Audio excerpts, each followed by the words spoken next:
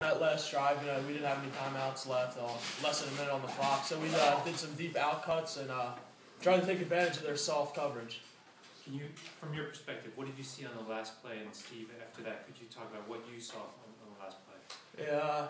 Yeah, we had a deep post called and an in route underneath by the tight end, and the safety took a couple steps up, and as soon as I saw that, I let it go to Steve, and he made a great catch. Yeah, like he said, the play was designed to me with a post, and I seen the safety up when I tight end, so all I had to do was win on the matchup, and that's what I'm known to do. So Coach Knapp told me I had to make the play, I did. Did you do anything? You had 3 big catches on that last drive. How are you getting separation? Did you do anything different?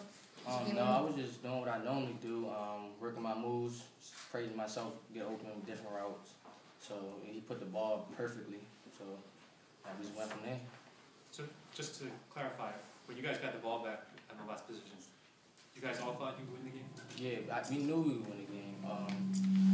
Everybody was saying.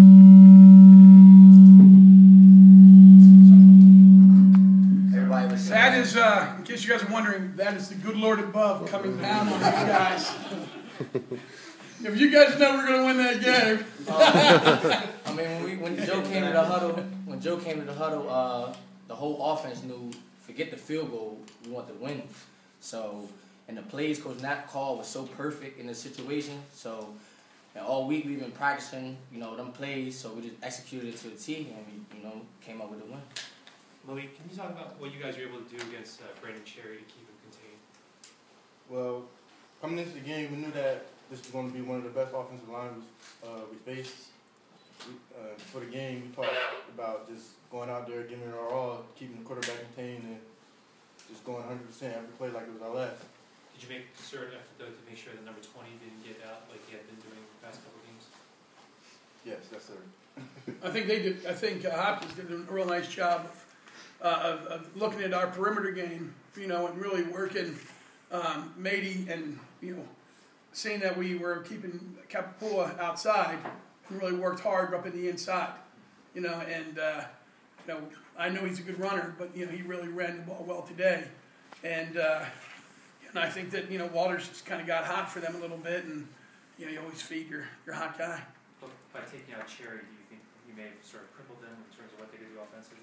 Yeah, I didn't know we took him. I didn't think we really took him out. I'm looking at stats now. He didn't have as many yards as normal, but we didn't do anything like concerted effort-wise to keep him out. I mean, we were really nervous about screen game. We were really nervous as far as their taking crossing. So we tried to take our number 1, who was our All-American linebacker, who's a tall guy and really occupies space, and put him more in that passing game. And in doing so, we took him out of that box, where he's real effective too. And I think they did a good job kind of exploiting that.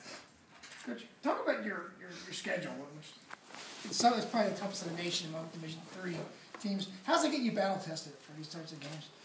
Well, I tell you, I think, and our schedule is our schedule, and we just play each game. But it does prepare you for games like this. It does prepare you for moments like falling behind with a minute to go. And we were in a pressure cooker down in Charlotte a couple weeks ago. 3 weeks ago, we played a school from California called Menlo, who's a really good team, and it came right down to the wire. I mean, we had to stop them on 4 downs. We had to stop them from scoring inside of 20 twice. So we've been in those situations, and that helps you a little bit. And I think when the guys say they had confidence, I mean, they've been in that situation before where we've had to score to win a game, and, you kind of go back to those experiences, and you draw off that. Guys, any other questions? Yeah, talk a little bit about the feeling at the end. I got here a little late, I'm sorry. Late, they scored. Talked about that earlier. Yeah, I know. So I coached him in high school, so I can. It was, elation. For me personally, it's you're excited, but you're just trying to pull things in check. The kids are going nuts, and you're trying to say we need 2 points here, not 1. Getting a sack at the end, that's when you finally have got the game, won. So I think you saw our kids were extremely excited and elated, you know, and we talked about, you know, what a test this is going to be. And you think about it, I mean, that's, you know, for them, it's 12 seconds from feeling the same way we did. You know, so it's two really good teams going at it. Same question for the players. Malik, your thoughts on the final 2 minutes of the game? Your thoughts on the final 2 minutes of the game? The final 2 minutes? Yeah. Well, on the sideline, I just kept praying to God, keeping faith that we were going to win the game.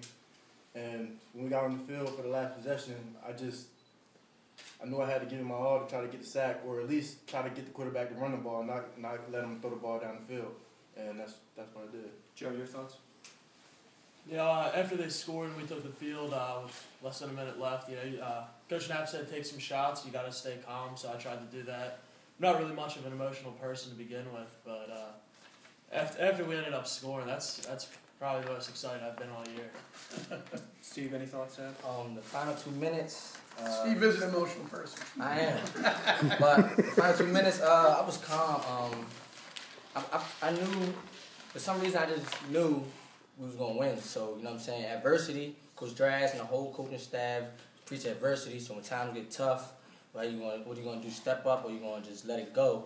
So I was real confident, you know. I just wanted the ball, and I knew I was going to put my team in a position to advance to the next round of the playoffs.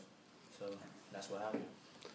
Steve, can you talk a little bit about, you two started off the year with such a bang-up performance, over 500 yards passing, 17 catches for over 260 yards, and you struggled a little bit with injuries and things like that. Do you feel as healthy now and coming into this game and ready to go where you were, you know, back in the first week of September?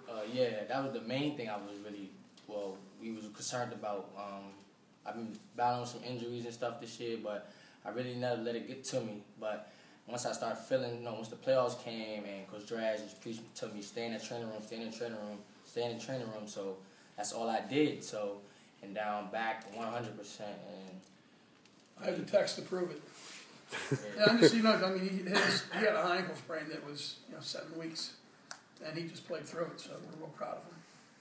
We really appreciate your time, guys, and you know, our hats up. I mean, I can't tell you how much respect we have for Coach Margraf and his team. Thank you so much. Any other questions? Gentlemen, congratulations. Good luck.